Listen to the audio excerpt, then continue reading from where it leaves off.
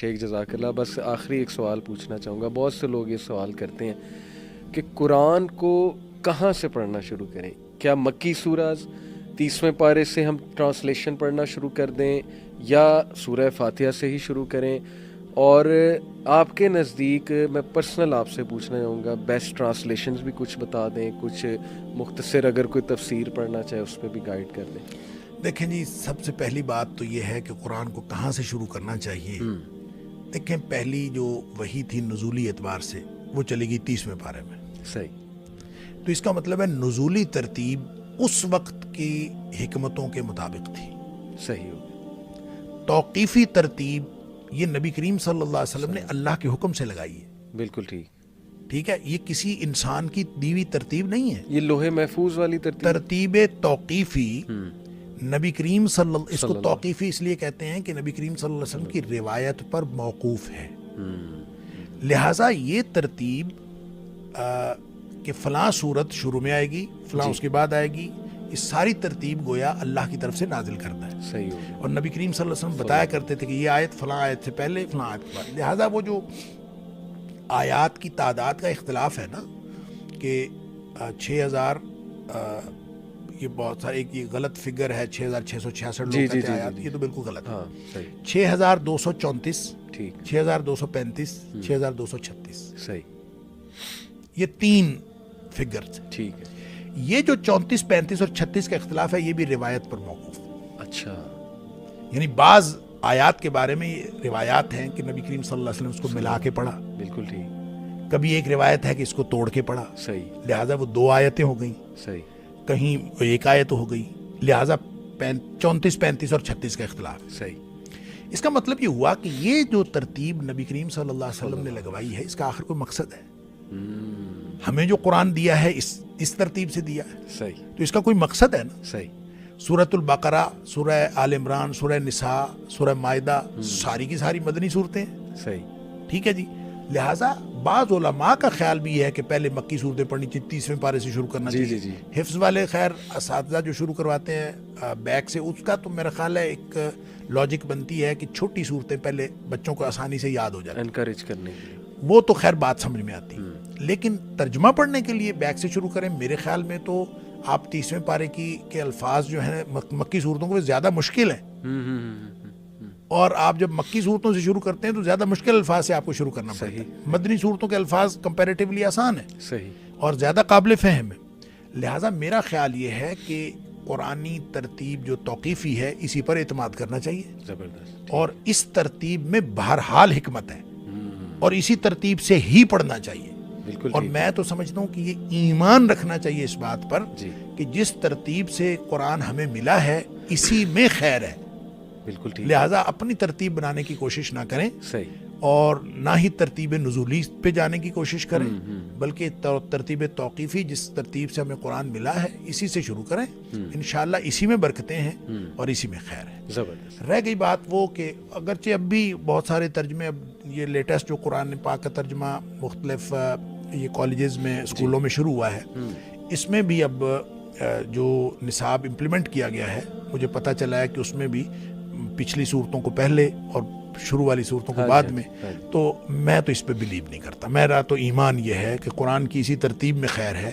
جس ترتیب کو آپ نے، تو اسی ترتیب کو آپٹ کرنا چاہیے. ٹھیک ہے. واللہ اعلم بالصواب. دوسری بات جو آپ نے کہا کہ ٹرانسلیشنز، لیکن ٹرانسلیشنز جو ہیں لفظی بھی ہوتے ہیں، با محاورہ بھی ہوتے ہیں. صحیح. اس میں کسی ایک ٹرانسلیشن کو آپ دوسروں پر ترجیح نہیں دے سکتے. یہ ہر شخص کا اپنا ایک انداز بیان ہے، اور اس میں ایک بہرحال خیال رکھنا چاہیے کہ ترجمہ وہ سب سے اچھا ہے جو الفاظ سے قریب تر ہے. عربک الفاظ، عربی الفاظ سے قریب تر ہے. اصل مسئلہ یہ ہے کہ ترجمے کو کبھی بھی آپ قرآن نہ سمجھیں. بالکل ٹھیک. اور شاہ ولی اللہ نے ایک بات لکھی ہے بڑی خوبصورت. وہ کہتے ہیں کہ اگر کوئی شخص قرآن کے متن سے قرآن کو سمجھ سکتا ہے نا، وہ کبھی ترجمہ نہ پڑھے. صحیح. اور جس کو قرآن کے متن سے سمجھ نہیں آتی وہ ضرورت کی وجہ سے ترجمے کی طرف جائے، اور جو ترجمہ ضرورت پوری کر دے پھر وہ واپس متن کی طرف آ جائے. اور اگر ترجمے سے سمجھ نہیں آئی تو کسی مختصر تفسیر کی طرف چلا جائے. یہ تھوڑا سا سوری متن ایکسپلین کر دیں ہماری آڈینس. متن سے مراد قرآن کا کے الفاظ. قرآن کے الفاظ. قرآن کے الفاظ کے اگر وہ قریب رہے گا, جتنا قریب رہے گا اتنا وہ قرآن سے فیوز و برکات حاصل کرے گا. ٹھیک ہے. جتنا دور ہوتا جائے گا اتنا وہ قرآن کے فیوز و برکات سے دور ہوتا جائے گا. اب ظاہر ترجمہ پڑھتا ہے, پھر مختصر تفسیر ہے, پھر لمبی لمبی تفسیریں. جی ہاں. اچھا, بڑی بڑی تفسیریں پڑھے, قرآن کے متن سے دور ہو جائے تو اس کو وہ فیوز و برکات حاصل نہیں ہو سکتی. صحیح. لہٰذا یہ ہم نے ترجمہ بھی پڑھنا ہے, ہم نے مختصر تفسیریں پڑھنی ہیں, بڑی تفسیریں پڑھنی. کیوں؟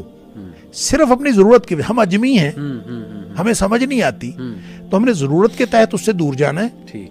جو ہی سمجھ آ گئی تو واپس متن پہ آنا ہے. زبردست. اگر یہ رہیں گے, یہ رکھیں گے تو پھر ٹھیک ہے. باقی جو جہاں تک بات ہے ترجموں کی, تو ترجمے دیکھیں, معانی القرآن دارالسلام سے چھپا ہے, لفظی ترجمہ بھی ہے, اس میں باب محاورہ بھی ہے, وہ بڑا اچھا ترجمہ ہے. اسی طرح سے ڈاکٹر فرحت ہاشمی کا ترجمہ ہے, حافظ نظر احمد کا ترجمہ ہے. اس کے علاوہ بھی دیکھیں ہمارے با محاورہ ترجموں میں بہت جو ایک معروف ترجمہ ہوا وہ فتح محمد جالندری کا, یہ جو سارے مکاتب فکر کے ہاں بڑا معروف رہا, اگرچہ اس کے اندر بھی بہت سارے لوگوں کو اعتراضات ہیں. دیکھیں ترجمے کے اعتراضات کبھی ختم نہیں ہو سکتے, ہر ترجمے میں آپ کو اعتراضات نکل آئیں گے. اس کی وجہ یہ ہے کہ ہر زبان کا اپنا ایک تقاضا ہوتا ہے. بالکل. اور جو عربی زبان کا تقاضا ہے اس کو آپ اردو زبان میں صحیح معنوں میں بیان کر ہی نہیں سکتے. لہذا ہر شخص اپنے حساب سے اس کو بیان کرنے کی کوشش کرتا ہے. وہ کسی ایک جگہ سے صحیح ہوگا, کسی دوسری جگہ سے کمزور ہوگا, کسی دوسری جگہ سے زیادہ مضبوط ہوگا. تو یہ میں نہیں سمجھتا کہ میں تو کسی کو کوئی ترجمہ ریکمینڈ نہیں کرتا. میں تو یہ کہتا ہوں کہ آپ قرآن کے متن کو, ٹیکسٹ کو سمجھنے کی کوشش کریں. وہ آپ کو ایک ترجمے سے سمجھ آتا ہے یا دوسرے سے سمجھ آتا ہے یا چوتھے سے سمجھ آتا ہے, وہ ضرور پڑھیں. اور اگر وہاں سے نہیں سمجھ آتا تو پھر کوئی مختصر تفسیر پڑھیں.